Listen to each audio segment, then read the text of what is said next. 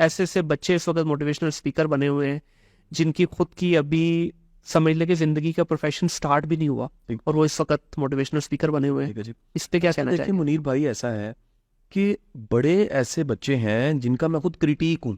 मैंने इनकरेज नहीं किया था, जी, मैंने मोटिवेशन दी है। मैंने मोटिवेशन स्पीकर बनाने की कोई तरगीब नहीं दी। सही, बिल्कुल। अच्छा हाँ, जो मैं जानता था, जो मैंने सीखा था, या जो मेरा इदारा कर सकता था, हमने किसी टाइम पे यहाँ से 1100-1200 बच्चे पास आउट भी किए, सब्सिडाइज करके। जी, थोड़े से पैसे उनसे ले लिए, फाउंडेशन ने फंड करके उनकी ट्रेनिंग ग्रूमिंग कर दी, और हमने साथ बताया ये लंबा जर्नी है, वन डे नहीं है। जी, आपको मैं मजे की बात बताऊं, वो जितने बच्चे आपको नजर आते हैं, ये बात तल्ख लगेगी शायद लगने दे वालों को, लेकिन मैं चाहूंगा लगे। चल, जो छोटे छोटे प्रोफेसर ट्रेनर बन गए, मैं उनका क्रिटिक हूँ।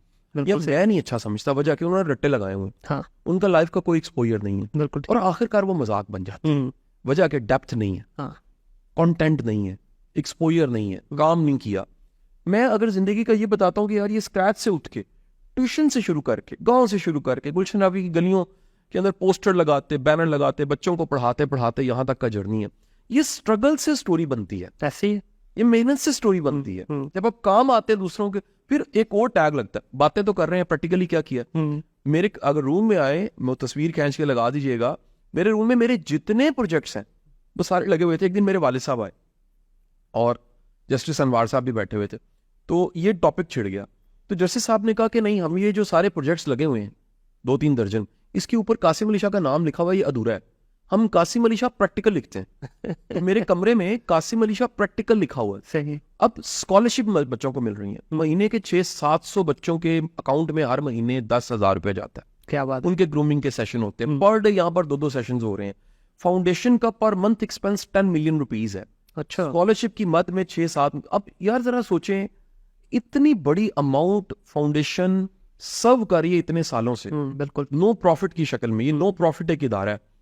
सोसाइटी का मसला ना शुक्रापन है, या फिर क्या है, जो परसेप्शन है उसको मानना, रियलिटी को नहीं मानना। ऐसे आप यहाँ पर आते रहते हैं, जो आपने रियलिटी देखी वो कुछ और है, जो परसेप्शन होगी वो कुछ और है। बिल्कुल। तो इतना कुछ, इतनी किताबें हमने बांटी हैं, इतने जिलों में जाके फ्री लेक्चर्स दिए हैं। मैं पर डे 2-3 सेशन फ्री दे रहा हूँ कहीं ना कहीं जाके। मैं सच बताऊं तो शायद पूरे महीने में मैं 2 दिन काम करता हूँ पैसे कमाने के लिए। बिल्कुल सही है, बिल्कुल। मैं ये नहीं कहता काम नहीं है भाई, जरूरत इतनी है ना, अल्लाह का शुक्र है, तो खिदमत क्यों ना करें, बिल्कुल। सेवा क्यों ना करें। तो ये जो परसेप्शन है ये गलत है, ये मैंने ऐसा बिल्कुल नहीं किया।